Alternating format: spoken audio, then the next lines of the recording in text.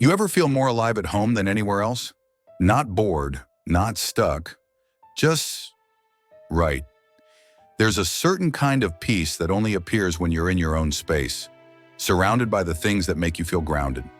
If that sounds familiar, you're not strange or isolated, and there's absolutely nothing wrong with you. In fact, you're part of a group of people who find comfort, clarity, and meaning in quiet places. And in this video, we're going to explore why that is. We'll talk about why some people genuinely prefer staying at home, what strengths come with that preference, the challenges it may create, and how to stay balanced while honoring who you are at your core. Because loving home isn't a weakness, it's a personal rhythm.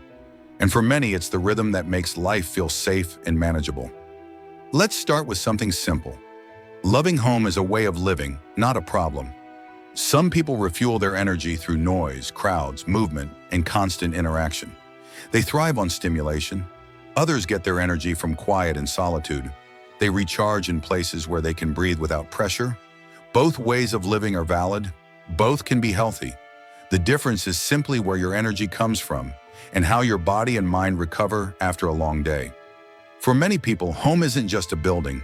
It's emotional shelter, a place where the outside world stops spinning so fast, a place where thoughts untangle themselves and feelings have space to settle, a soft landing spot, a place with no expectations.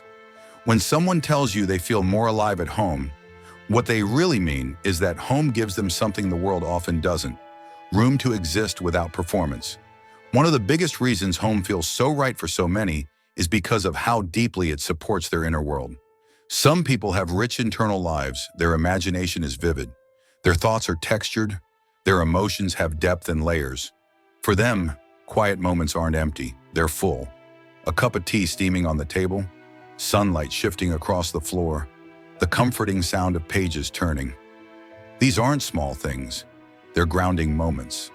Moments that bring clarity, reflection, and a kind of meaning that doesn't need noise to feel real.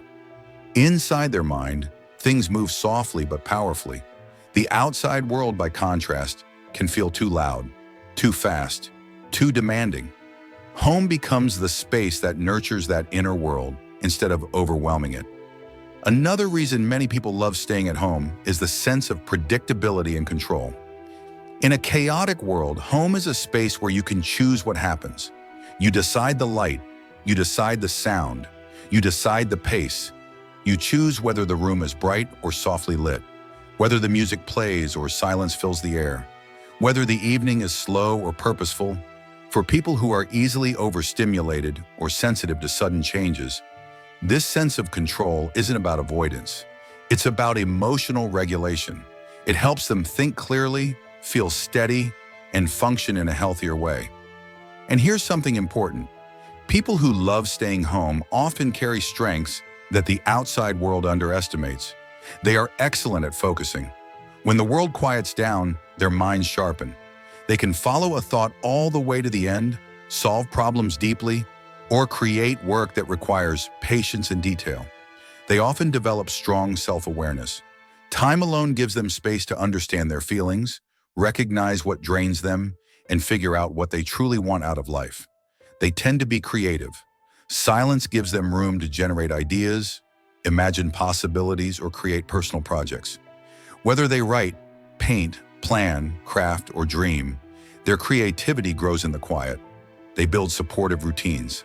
They create small ritual, like making tea, journaling, morning light by the window, or tidying a small corner, that keep their mental health steady. These aren't small abilities. They're quiet strengths, quiet superpowers. The ability to think deeply, the patience to learn slowly, the ability to be present without needing outside applause. These skills shape thoughtful, caring, emotionally intelligent people. But even with these strengths, balance matters. And knowing the difference between solitude and isolation is important. Solitude is chosen. It feels warm, safe, freeing. Isolation happens when you didn't choose the distance, when the distance chooses you. Healthy solitude feels peaceful. You sleep reasonably well, you enjoy your hobbies, you have someone you can message or call if you needed to. You feel mostly calm. Isolation feels heavy. Maybe you've lost interest in things you used to enjoy. Maybe your mood drops. Maybe you avoid the support you know you need. Maybe home stops feeling safe and starts feeling like a place you're stuck inside. If that ever happens, it's not failure. It's a sign, a gentle nudge asking you to reconnect. Reconnection doesn't have to be dramatic. It can be a short phone call, a tiny conversation, a slow 10-minute walk outside, sitting in a cafe for 15 minutes. You don't have to transform your lifestyle. You just soften the edges of your solitude. And when people misunderstand your love of staying home, simple language helps. You can say, "I love being at home because it helps me recharge. It's how I stay my best self." It's honest, clear, not defensive. You can offer alternatives. "I can't do late nights, but I'm free for coffee Sunday." People understand boundaries when you share them gently. Home is also a powerful place for personal growth, especially through micro projects. These small, manageable tasks can be finished in a week or two and create momentum. Learning a recipe, finishing a short story, organizing a room, painting something simple, or building something small. These projects remind you that staying home isn't passive. It's intentional, it's productive, it's meaningful.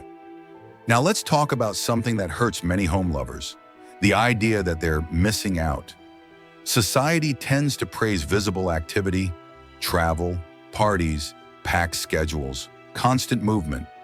Quiet living doesn't get the same spotlight, but just because something is quieter doesn't mean it's lesser. Living quietly doesn't mean you're living less. It means you move differently, you love differently, you recharge differently, you build differently. Your life isn't paused. You're not falling behind. You're choosing a way of living that protects your energy and keeps you grounded. And before we close, let's celebrate your strengths again. The ones people rarely see. You listen deeply. You notice small things. You care quietly but intensely. You find meaning in simple moments. You understand your inner world better than most. You don't need noise to feel alive. You don't need crowds to feel real. You can be a stabilizing presence for the people you love because you practice that stability inside yourself every day. So here's the final message. Loving home is not a flaw. It's not a sign of weakness. It's not something that needs to be fixed. It's a part of who you are, shaped by what makes you feel safe, steady, and genuine. Honor that, protect that, and find balance when you need it. Protect yourself. Follow for more videos like this. Thank you for watching. Take care of your peace.